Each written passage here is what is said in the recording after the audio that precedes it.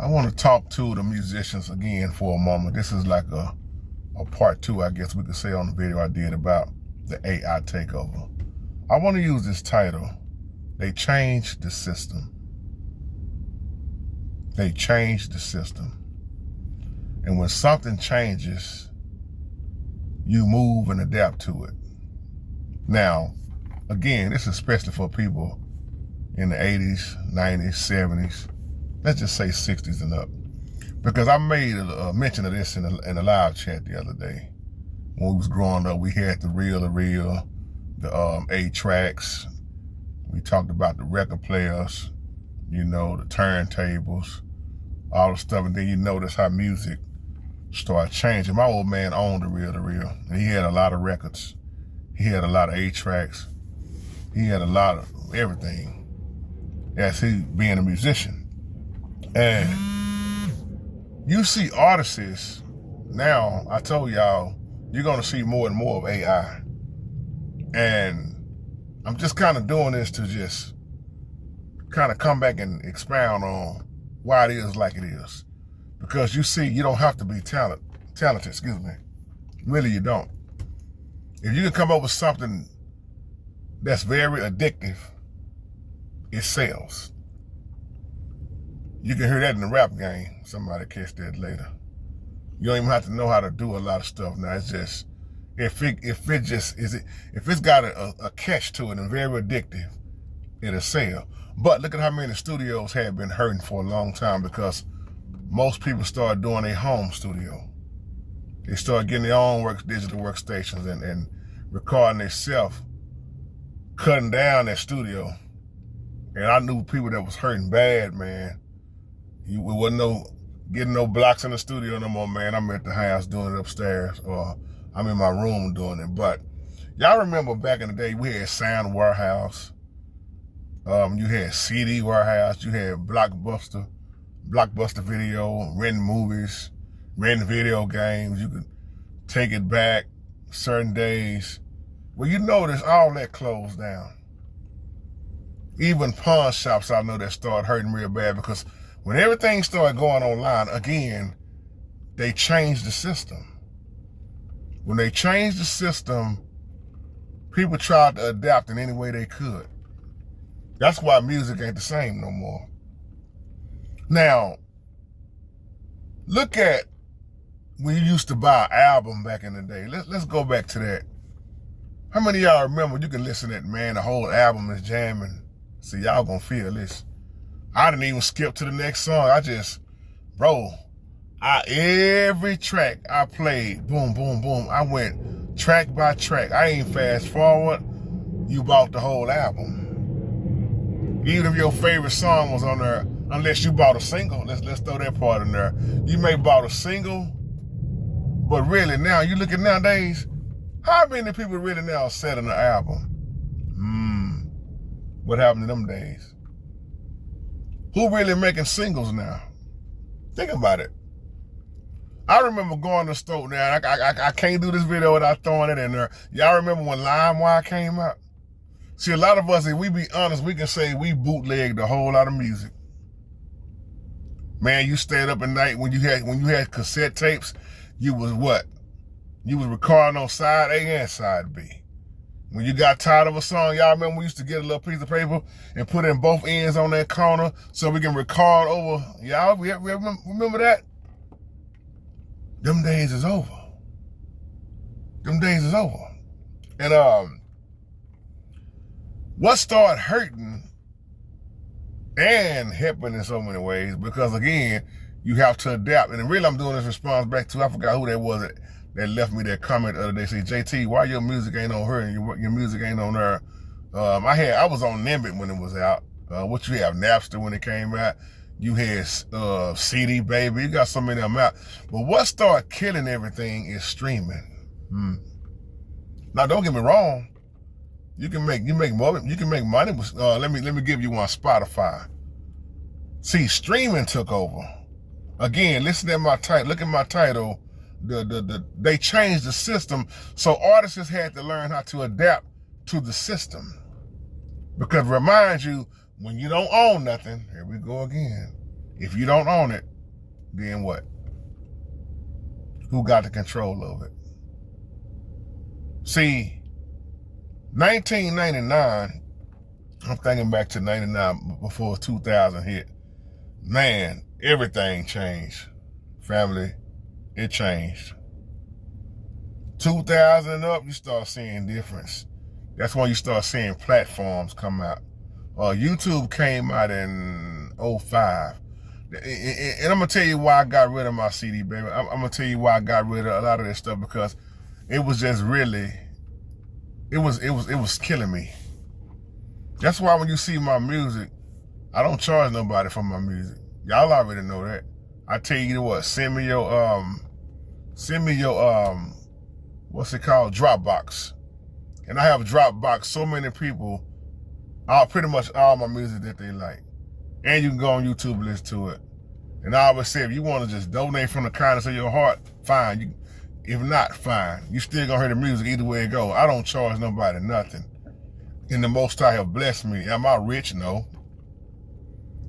But I've learned how to be a good steward and how to live comfortably, even though at times I do struggle. When things happen, especially unexpected things happen, and just making different sacrifices with my family and trying to do different things in my own, my own life to better myself, you make different sacrifices, but I'm okay. Now, if the Most High decides to elevate me, I ain't gonna have no problem with that either. I'm gonna accept it and say hallelujah. But in 1999, when streaming, when let's just say on up over 2000, when you start seeing a lot of streaming, man, you see the new generation now. Technology has increased, and technology has handicapped, has handicapped a lot of people. Because now you don't have to play. That's why I say you ain't got to be all that talented. You can hold down one button on the keyboard now and make a whole song. I'm not knocking it, y'all. I'm just saying, when I was coming up, we had to play. We had to know our craft. We had to know our instrument. We didn't have the brand new, the keyboards that they got out now, the technology they have out now. Oh yeah, that's amazing. But it's also, it can handicap you, and it'll take the beauty away of really, it take the liveness, the feel, and the creativity away to me, because we had to really just play it versus what you see nowadays. So yeah, you got YouTube and everything, but how many people, once again, right now do you see that's really coming out with an album? You see it a little bit, but rarely you see somebody with an album, because you got all the streaming, and you see, okay, here go a track over here. Where can I get this track at? Where can I get that track at? Do you have an album? No, I don't have the whole album. Or you got someone that's working on an album. So it's just according to who you are, the way you do it. But if once again, you come out with something that's addictive, it'll sell. But then the question is, when it's selling, who's ripping you off? See, the reel, I remember my old man, they recorded on that reel, the studios back then. Reel came out in 1920s. That's a long time ago, y'all. You had the reel in the 1920s, and then the 8-tracks came out in the 60s, around about 1964. Your old man might pop off. Somebody had an 8-track. Them little old, man, you seen the 8-track, same as what started happening with video games. You see them go from old to new. Now you just amazed at the technology. And then you had demo tapes. Y'all remember when you had to come up with a demo tape? That was in the 80s. And around about 1983, 1984, you had, remember the movie Juice? GQ he had to go home and make him a demo tape. And when you wanted to audition for somebody, you had to have a demo tape. Who does that now? 1982, you had the CDs come out and the demo tapes in the 80s. So it just, everything took a turn. Now, I don't know too many people that got CDs now. I have a CD still in there in the room that my son laughed at. He said, "What is this?" And it's the first CD. It's the CD I first made for my wife years ago. I made a CD and dedicated it to my wife called Deirdre-ness. Deirdre-ness is her real name is Deirdre. So I just took her name and added "ness" in there, because it's got a mixture of music on there, because my baby loves jazz. and she loved blues, and she just loved music, instrumentals, period. So I made a CD years ago and dedicated that to Dee Dee. Man, you say, well, I used to see your stuff online. You don't see none of my stuff online for sale no more. And it wasn't selling. I'm just being honest. It wasn't selling worth nothing no way. I'm just being honest and telling the truth, y'all. My music was not selling no way. At first I was disappointed because I had taught so many people how to play on YouTube, and they always said, JT, if you come out with an album, man, we're gonna buy it. And you see how many people I've taught, and you see how many people purchased it. That's why I just started giving it away. But it wasn't for me. I wasn't in it to just make no money, y'all. Y'all already know. I love what I do. That's why when I come on live chat, you always hear me playing my music, just like Pastor Corey. He got a lot of my music, not just Pastor Corey, but he plays the music on the platforms. Anybody that want it, I just tell them, hey, send me your email, and they don't have to pay me nothing. And if you want to pay me some, hey, that's fine. But if not, again, that's fine. Because see, I understand the game and what we living in now. The game, when the game change, you either gonna adapt or you gonna get out the game. You learn how to adapt. That's what I love about that lion. When that lion is in the wilderness, you can put a lion anywhere, and the one thing that lion mindset gonna do is gonna tell him how to adapt. And that's why you see a lot of artists sell out. Gospel artists too. See, when we was in the studios, man, we slaved in there. We didn't go home. We hours and hours, man, we gonna get something to eat. Who gonna go get something to eat? We sit in there and we stay in there, man, come back the next day, the next night, and whatever, we still ain't happy. Let's go again. That's how we did. But think about it, when you have your own studio at home, you can stay in there all you want. You ain't worried about no block, spending no time. You can mess up all you want. And that's why I remember a lot of studios, man, they start hurting. Not all of them though. But a lot of people now, man, they don't fool with studios or record labels. And that's why them record labels get mad, man, when they can't get you, when they can't own you, when they try to put an insurance policy on you. Somebody missed that one. Yeah, y'all caught that, didn't you? It's not the same. So again, they changed the system. And when the system change, again, you either gonna change with the game or you're gonna drop out. Most people trying to go solo, and it's hard. It's hard. But I'm trying to make sure I covered everything. I'm looking at this email here. But yeah, streaming, man. And I'm not knocking streaming. Streaming took over and started dominating. So that's why you saw it took that turn, man, because streaming and live streaming period. You remember when it used to be all about analog music. Them days, do you even see analog music now? Is analog music, is it over with for good? Now your phone play everything. So yeah, you're gonna see more and more AI. What's that person name that's making that killing with AI?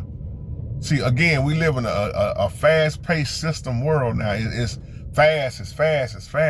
Digital. Everything have turned over to digital. Money, everything. Digital.